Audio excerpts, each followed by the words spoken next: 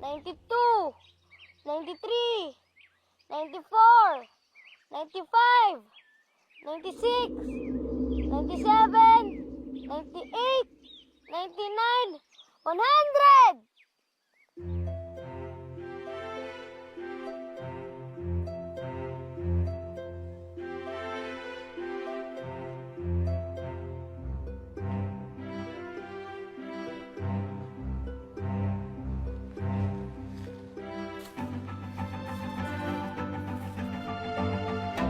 Huli kayo!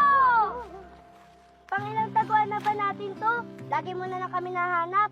Sumisilip ka na, Elias. Hindi oh, hindi ako nandadaya. Hanggang 100 na nga yung bilang ko para mapagtago kayo eh. Aminin niyo na lang kasi, wala kayong laban sa akin sa taguan. Sige na. Magaling ka na sa taguan. Magpalit kayo tayo ng laro. Habulan! Sige, laban ako dyan. Kung sino matalo, siya may pedong. O sige, sabay-sabay magbilangan para walang dayan. 1, 2, takbo!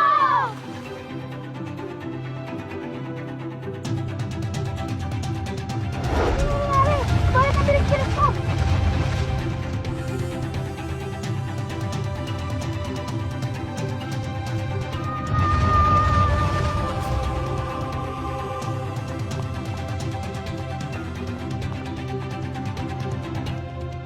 Buhay ako!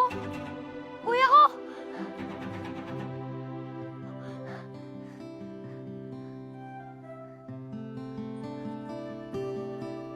Elias! Paano ka dyan nakababa ng ganong kabilis? Sabi ko naman sa inyo eh! Magaling ako! O paano ba yan? May tag-isa kayong pendong sa akin! Basta, bigla lang po pabilis yung takbo ko. Tapos, tumunod po napakataas. Pakiramdam ko nga po lumulutang na po ako eh. Tapos tay, alam niyo po, ang ganda pa ng landing ko. Oh, natural lang yun. Malakas ka at saka mabilis ka kasi nagmana ka sa akin, macho tayo eh. Di ba? Hindi lang po yun, tay. Pagtataguan po kami ng mga kaibigan ko, lagi ko po siyang nahanap. Parang nararamdaman ko kung saan sila nagtatago. Nay, tay, paano ko po nagagawa yun? Baka po may kakaiba sa akin. Naku anak, alam mo, yan yung kakaiba mong pakiramdam na yan. Ano yan? Kasi dahil nga nagmana ka sa amin. Kasi nga mga lahi tayo ng albularyo, di ba? Yun. Oh, kaya nga ito. Oh, itong kapatid mo, paglaki nito, naku sigurado ako magiging katulad mo rin. Eh kung ganun po, Nay, gusto ko na po siya makita. Alam mo, paglabas mo, lagi tayo maglalaro ah. Kahit habulan man o taguan man sa lihan natin, siguradong panalo tayo. Yun. Simula nang matalo ni Victor, ang leader ng mga mangkukulam na yan, isa-isa na nating natalo ang mga mangkukulam. Ngayon ay ubus na silang lahat. Ligtas na ang mga tao, Victor.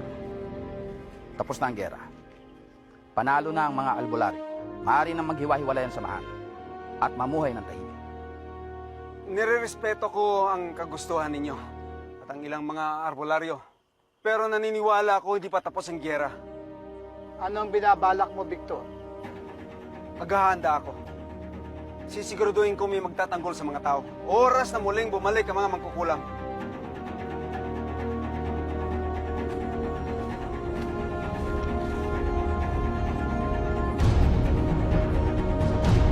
Tay, gusto niyo po tulungan ko na po kayo dyan para mas bumilis po yung trabaho niyo po? Sige na, nak. Ako nang bahala dito.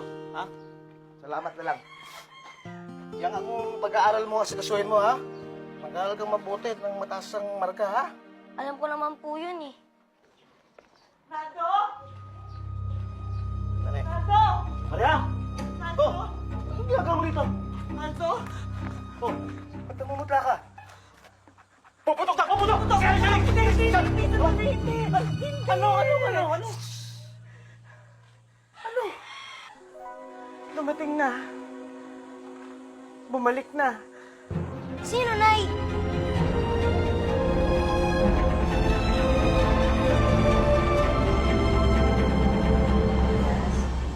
Ito ang kuya ko. Ang Tito Victor mo. Kamusta po kayo? Mabuti. Kuya. Naldo.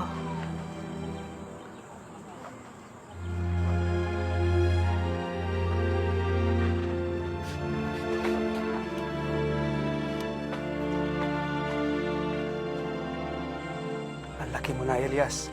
Sanggol ka pa lang nang huli kita makita. Bakit ngayon lang po kayo bumisita sa amin? Sundalo kasi ako. At kung saan-saang malalayong lugar ako nadidistino. Talaga po? Di ibig sabihin magaling po kayo mapaglaban. Tsaka marunong pa yung makipagkarakarate. Oo, pero kung kailangan lang. Para tumulong o promotekta sa iba. Kung gusto mo, pwede kitang turuan. Sige po, laban po ako dyan. Pero pag nag-umpisa na tayo, wala nang atrasan. Tuloy-tuloy na yan. Okay rin ba sa'yo yan? Opo, payag po ako dyan. Mabuti, Elias. Bukas magsimula tayo. Sige po. Kahit alam ko na babalikan ni Kuya si Elias, pilit ko na tinatagal sa isip ko. Ayokong mapahamak si Elias. Mahal na mahal ko ang anak ko. Kaya ang sakit-sakit tanggapin na kailangan niya pang magdaan sa hirap para lang masigurado namin ang kaligtasan niya. Elisa, tulungan mo kami. Tulungan mo kami ng anak mo. Tito, bakit dito po kayo natutulog? Ayaw pa bang umuwi sa bahay namin? Sanay na ako sa palipat-lipat ng tirahan, Elias. Bahagi na yan pagiging sundalo ko. Ano? Simulan na natin ang ensayo natin.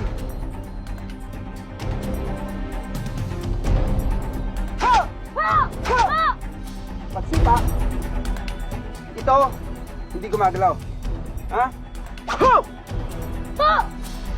Sabi malikot. Isa pa, umpisa.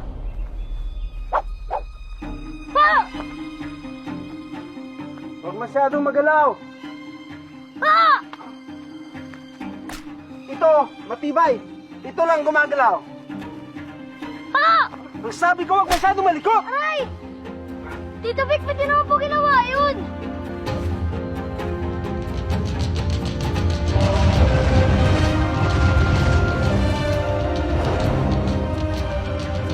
May angking kang bilis at tiksi.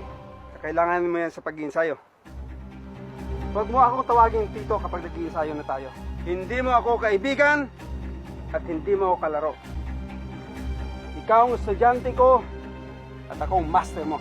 Naiintindihan mo? Opo, Master. Sagutin mo na maayos. Opo, Master! Dahan-dahan lang po. Aray, dahan-dahan. Dahan-dahan. Oh. Masakit po, dahan-dahan lang po. Oh, ayan. Oh. Ako, magpasensya mo na muna, anak. Talagang masakit lang yan sa umpisa. Pero itong mga halaman na to, naku, mabilis magpagaling yan. Nung una, akala ko po laro-laro lang yung ginagawa namin ni Tito Victor. Tapos, napaka-stricto niya po sa akin eh. Kung alam ko lang na ganito kasakit at kahirap yung mararamdaman ng katawan ko, sana hindi na lang po nagpaturo sa kanya. Victor, baka naman pwedeng dahan-dahanan yung pagtuturo sa bata. Yung bata-bata pa ni Elias para masaktan ng ganon. Pinagdaanan ko ang hirap sa pag-iinsayo nung bata pa ako. Kung di ka mahirapan, hindi ka matututo. Pero kuya, ilang taon na ang lumipas na ni minsan hindi na ilagay sa panganib ang buhay ni Elias. Kaya wala na sigurong dahilan para turuan at parusahan mo pa ang bata. Pero alam nating lahat na lumalabas na ang kakaibang kakayahan ni Elias. At yun ay dahil sa dugong dumadaloy sa kanyang katawan. Alam ko napamalan siya sa inyo. Mahirap para sa inyo, nakikitang nahihirapan siya. Pero sa ayaw at sa gusto natin, may labang dadating sa buhay ni Elias.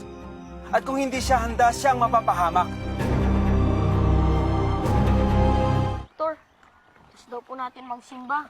Ma-practice daw po kami. Hindi naman ako makapaglaro sa kaibigan ko. Ganun talaga yun. Panindigan mo. Tumagay ka, pare!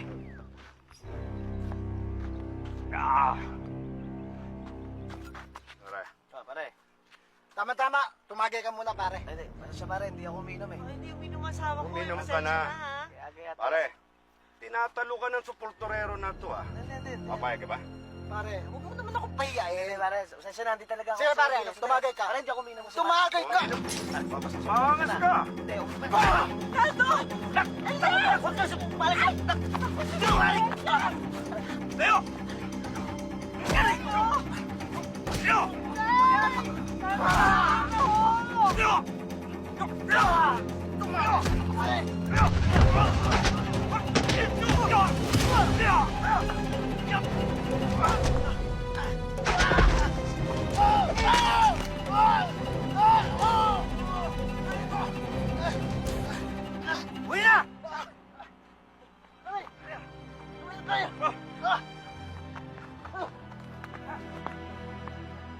Ikaw, kamusta ka? hindi ako okay.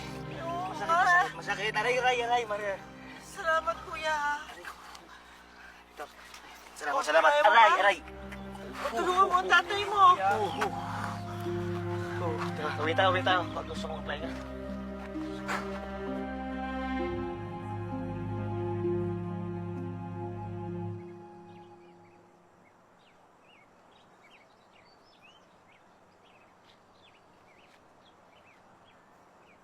Bakit ka andito? Kala ko ba, ayaw mo na magpaturo.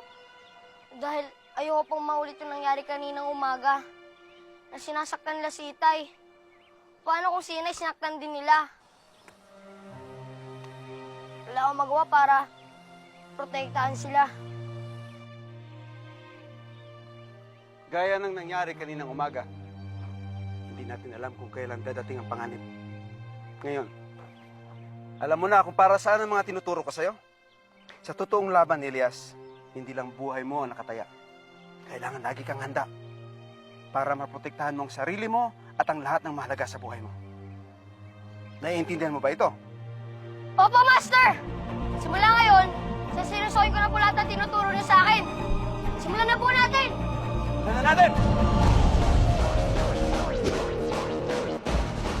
Hinihingal ka lang, may oras pang natitira, kahit parang nang ang puso